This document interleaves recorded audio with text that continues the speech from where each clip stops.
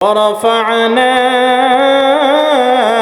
لك ذكرك আল্লাহ রাব্বুল আলামিন পবিত্র কোরআনুল কারীমের সূরা আলাম নাশরাহ এর ভিতরে ইরশাদ করেছেন ওয়ারাফা'না লাকা যিকরাক।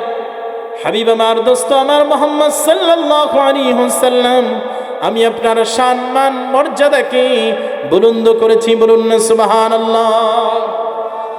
ইয়া রাসূলুল্লাহ, ইয়া হাবিব আল্লাহ নবীজি, ওয়ারাফা'না লাকা যিকরাক, আপনার জিকিরকে আমি আল্লাহ সমুন্নত করেছি, বুলন্দি করেছি। হযরত জিবরাইল আমিন আমার নবী, আল্লাহর আখিরি নবী মুহাম্মদুর রাসূলুল্লাহ সাল্লাল্লাহু আলাইহি ওয়াসাল্লামের দরবারে আসলেন। আসার পরে আমার নবী মুহাম্মদ সাল্লাল্লাহু আলাইহি ওয়াসাল্লামকে বললেন, ইয়া রাসূলুল্লাহ, ইয়া হাবিব আল্লাহ নবীজি, আল্লাহ রাব্বুল আলামিন বলেছেন ওয়ারাফা'না লাকা যিকরাক।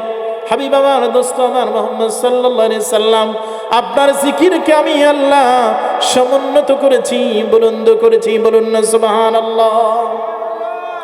ইয়া রাসূলুল্লাহ, ইয়া হাবিব আল্লাহ নবীজি, ওগো দয়ার নবী, মায়ার নবী, আপনি কি জানেন কিভাবে আমার আল্লাহ আপনার জিকিরকে সমুন্নত করেছে, বুলন্দ করেছে? ইয়া রাসূলুল্লাহ, আপনি কি জানেন আপনার জিকিরকে আমার আল্লাহ কিভাবে বুলন্দ করেছেন, উঁচু করে ধরেছেন? ভাইরা আমার, বন্ধুরা আমার, আল্লাহর আখিরি নবী মুহাম্মদুর রাসূলুল্লাহ সাল্লাল্লাহু আলাইহি ওয়াসাল্লাম, তিনি চাইলেন এই প্রশ্নের জবাবটি আমি না দিয়ে স্বয়ং আল্লাহ রাব্বুল আলামিন যদি নিজ থেকে দিয়ে দেয়, তাহলে এটা তো আরো উত্তম হয়ে যায়, ভালো হয়ে যায়, ঠিক কি? যদি আল্লাহর হাবিব না দিয়ে এই প্রশ্নের জবাব আল্লাহ স্বয়ং নিজে দেয়, যে আমি রসুলের সম্মান মর্যাদাটাকে আল্লাহ কিভাবে বুলন্দ করেছেন, এটা আর উত্তম হয় না? কথা বলেন। আমি কি জীবিত মানুষের সামনে আছি? কথা বলেন। না কবরস্থানে আছি? আপনার জীবিত আছেন তো? না ঘুমাচ্ছেন? কে কে ঘুমান হাত তোলেন তো দেখি। আচ্ছা, তাহলে আলোচনা চলবে ইনশাআল্লাহ। আল্লাহ কবুল করেন, মঞ্জুর করেন, সকলে বলে আমিন। ভাইরা আমার, বন্ধুরা আমার, রাসূলুল্লাহ সাল্লাল্লাহু আলাইহি ওয়াসাল্লাম জিবরাইল আমিনের প্রশ্নের জবাবে বললেন, আরে জিবরাইল, আমার আল্লাহ রাব্বুল আলামিন কিভাবে আমার সম্মান মর্যাদাকে বুলন্দ করেছেন, উঁচু করে ধরেছেন, সমুন্নত করেছেন, তা আমার আল্লাহ রাব্বুল আলামিন ভালো জানেন। বলুন না সুবহানাল্লাহ। সঙ্গে সঙ্গে আমার আল্লাহ রাব্বুল আলামিন আমার নবী নূর নবী মুহাম্মদুর রাসূলুল্লাহ সাল্লাল্লাহু আলাইহি ওয়াসাল্লামকে বললেন, ইয়া রাসূলুল্লাহ, ইয়া হাবিবাল্লাহ নবীজি, ওগো দয়ার নবী, মায়ার নবী, ইদা যুকিরতু যুকিরতা মাই, হাবিব মুহাম্মদুর রাসূলুল্লাহ সাল্লাল্লাহু আলাইহি ওয়াসাল্লাম, কিভাবে আপনি রাসূলের সম্মান মর্যাদাকে আমি আল্লাহ পাক বুলন্দ করেছি, আপনার জিকিরকে আমি আল্লাহ কিভাবে সমুন্নত করেছি। ইয়া রাসূলুল্লাহ, ইয়া হাবিবাল্লাহ নবীজি, ওগো দয়ার নবী, মায়ার নবী, যেখানে আমি আল্লাহর জিকির হয়, যেখানে আমি আল্লাহকে ডাকা হয়, যেখানে আমি আল্লাহর নাম উচ্চারণ করা হয়, সঙ্গে সঙ্গে রাসূল মুহাম্মদ সাল্লাল্লাহু আলাইহি সাল্লাম আপনারও নাম উচ্চারণ করা হয়। বলুন না সুবহানাল্লাহ। যেখানে আমি আল্লাহর জিকির, সঙ্গে আপনি রাসূলের জিকির, যেখানে আমি আল্লাহকে ডাকা হয়, সঙ্গে রাসূল আপনাকেও ডাকা হয়, যেখানে আমি আল্লাহর নাম স্মরণ করা হয়, সঙ্গে রাসূল মুহাম্মদ সাল্লাল্লাহু আলাইহি সাল্লাম আপনারও নাম স্মরণ করা হয়। বলুন না সুবহানাল্লাহ। কি আকাশে, কি আরশে আজিমে, কি লৌহ কলমে, কি ধুলোকে বলকে, কি আল্লাহ রাব্বুল আলামিন, এমন কোন সৃষ্টি জগৎ নাই যেখানে আল্লাহর জিকির হয় না, সঙ্গে রাসূলের জিকির করা হয় না। বলুন না সুবহানাল্লাহ। যেখানে আল্লাহর জিকির, সঙ্গে রাসূলের জিকির। বলুন না সুবহানাল্লাহ। যেখানে আল্লাহর নাম, সঙ্গে রাসূলের নাম, যেখানে আল্লাহর নাম উচ্চারণ করা হয়, সঙ্গে আমার রাসূলের নাম উচ্চারণ করা হয়। বলুন না সুবহানাল্লাহ। কিভাবে আল্লাহর নামের সঙ্গে রাসূলের নাম আল্লাহ এনেছেন? ভাইরা আমার, বন্ধুরা আমার, কালিমার ভিতরে আল্লাহর নামের সঙ্গে রাসূলের নাম আছে না নাই? আল্লাহর নামের সঙ্গে রাসূলের নাম কালিমা তাইয়্যিবার ভিতরে আছে। কালিমা শাহাদাতের ভিতরে আল্লাহর নামের সঙ্গে রাসূলের নাম আছে, ঠিক কিনা বলুন? শুধু তাই নয় ভাইয়ের আমার, বন্ধুরা আমার, এই যে মসজিদের উদ্যোগে আজকে মাহফিল, ঠিক কিনা? কিসের উদ্যোগে? মসজিদের উদ্যোগে মাহফিল। এই মসজিদ থেকে মুয়াজ্জিন সাহেব প্রতিদিন 5 ওয়াক্ত নামাজের পূর্বে আজান দেয় কি দেয় না?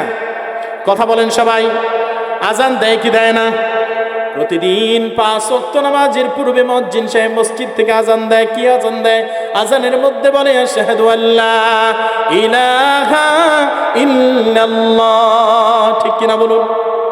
আশহাদু আল্লা ইলাহা ইল্লাল্লাহ এই বাক্যটি 2 বার আজানের মধ্যে বলে। সঙ্গে সঙ্গে পরবর্তী বাক্য যেটা বলে আশহাদু আন্না মুহাম্মাদার রাসূলুল্লাহ সাল্লাল্লাহু আলাইহি সাল্লাম, এই বাক্যটিও 2 বার বলে, ঠিক কিনা বলুন? তাহলে আল্লাহর নামের সঙ্গে রাসূলের নাম আজানে আছে না নাই? একটু আওয়াজ দেন, আছে না নাই? তারপরে আজান শেষ, নামাজের পূর্বে ইকামত হয়। ইকামতের মধ্যেও আল্লাহর নামের সঙ্গে রাসূলের নাম আছে না নাই? ভাইয়ের আমার, বন্ধুরা আমার, আল্লাহর নামের সঙ্গে রাসূলের নাম আজানের মধ্যেও আছে, ইকামতের মধ্যেও আছে। শুধু তাই নয় ভাইয়ের আমার, বন্ধুরা আমার, আমরা নামাজ আদায় করি প্রতিদিন 5 ওয়াক্ত ফরজ নামাজ। শুধু নয়, ফরজ, ওয়াজিব, সুন্নত, নফল, তাহাজ্জুদ যা বলেন প্রত্যেকটি নামাজের মধ্যেই ভাইয়ের আমার, বন্ধুরা আমার, আল্লাহর নাম তো আমাদেরকে উচ্চারণ করতেই হয়। আমরা নামাজ পড়ি তো আল্লাহর জন্য, রুকু সিজদা করি আল্লাহকে, দেই কিয়াম করি আল্লাহকে। ভাইয়ের আমার, বন্ধুরা আমার, কোরআন তেলাওয়াত করি আল্লাহর সন্তুষ্টির জন্য, তাসবিহ তাহলিল করি আল্লাহর জন্য।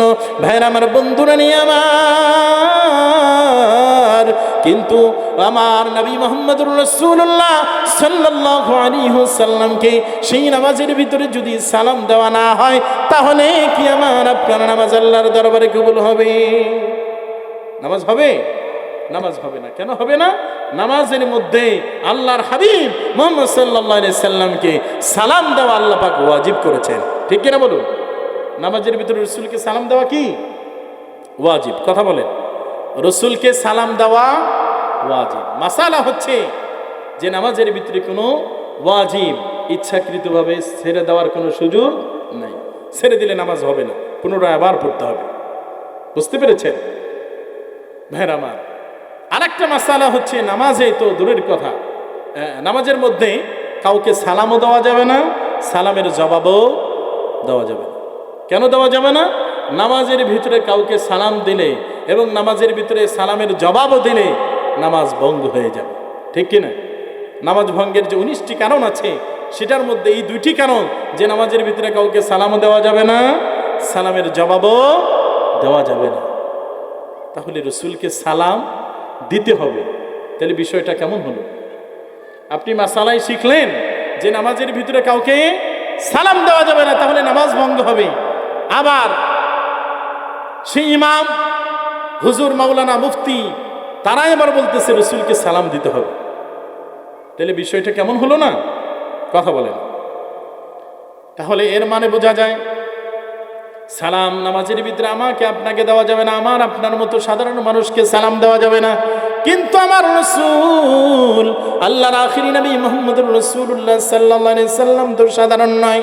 ভাইয়ের আমার, বন্ধুরা আমার নবী মুহাম্মদ সাল্লাল্লাহু আলাইহি সাল্লাম তো স্বয়ং আল্লাহ রাব্বুল আলামিনের বন্ধু, ঠিক কিনা বলুন? এই জন্যই তো আমার নবীর নামের সাথে আল্লাহ রাব্বুল আলামিন আমার নবীর যে লকব দিয়েছেন হাবিবুল্লাহ, বলুন না সুবহানাল্লাহ। হাবিবুল্লাহ মানে আমার আল্লাহ রাব্বুল আলামিন আমার নবীকে বন্ধু হিসেবে গ্রহণ করেছেন, বলুন না সুবহানাল্লাহ। নবীর চরণেতে সারা জীবন আমরা থাকব, বলুন নবীর চরণেতে সারা জীবন আমরা থাকব। ভালোবেসে নবীজিকে হৃদয় মাঝে ভরে রাখব, নবীর চরণেতে সারা জীবন আমরা থাকব বলুন নবীর চরণেতে সারা জীবন আমরা থাকব সকল বলি মারহাবা।